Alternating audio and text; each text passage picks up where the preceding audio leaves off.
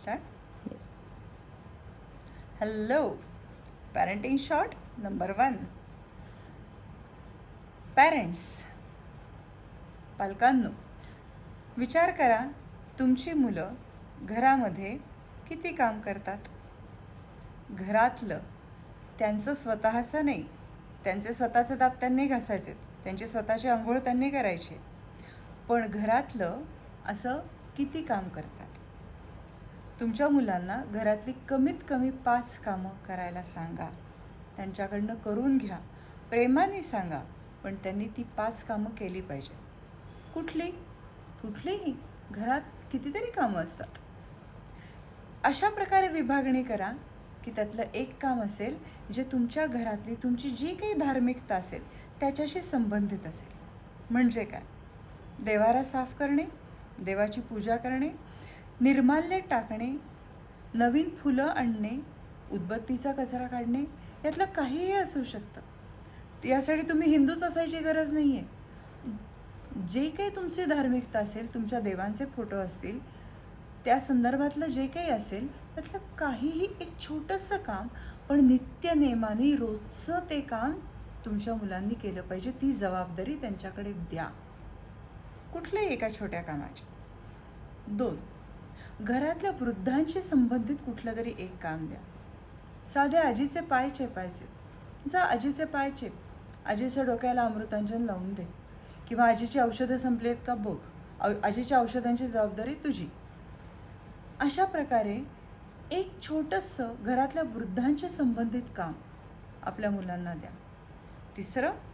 सगळ्या घराचं असेल असं एक काम करायचं. उदाहरणार्थ, कब्बशा विसरणे, पडदे उघडणे, गुड नाईट सगळ्या खोल्यांमधनं गुड नाईट लावणे, त्याच्यावरती चेक ठेवणे की गुड नाईट आहे का संपलं आहे, नवीन लावायचं आहे, हा चेक ठेवणे. टूथपेस्ट संपली आहे का, ही जबाबदारी मुलांकडे द्या. टूथपेस्ट संपली की नवीन आणून ठेवायची, त्यांनी बघायचं. काहीही रोजच्या वापरातली, रोजच्या दैनंदिन गरजांमधली एक काम जे सगळ्या घराचं असेल. जेवायला बसताना पाणी घ्यायचं आहे सगळ्यांसाठी, हे काम आहे. जे सगळ्यांचं जेवण झाल्यानंतर ताटं उचलायचे, कामं कितीतरी असतात, त्यातलं हे एक काम मुलांना द्या. 4. सांगा, घरातल्या स्वच्छतेचं काम. घरातली स्वच्छता मुलं करतात.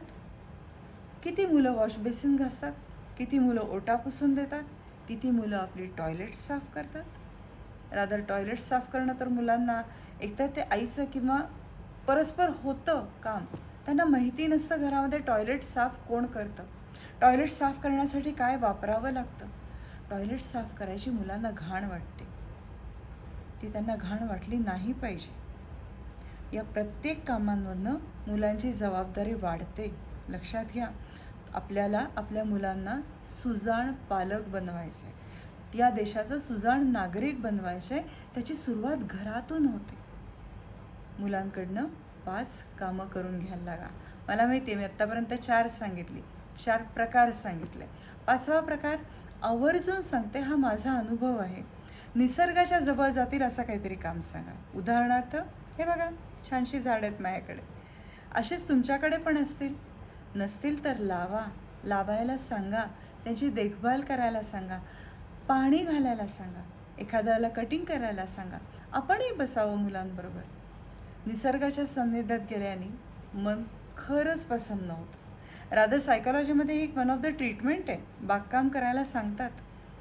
वेगळी ट्रीटमेंट घ्यायची गरज नाही. आपल्या घरामध्ये एखाद दुसरं तरी छोटंसं झाड असेल तरी त्या झाडाची देखभाल करताना लहान मुलाची देखभाल केल्याचा आनंद होतो आणि आपण फ्रेश होतो.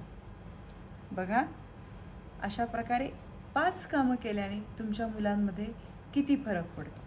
आणि माझं ऐकणारे जर पॅरेंट्स नसतील अजून, म्हणजेच याचा अर्थ तुम्ही अजून तरुण आहात, तुम्ही अजून मुलं आहात. स्वतःला विचारा, मी 5 कामं करतो का, करते का? करा.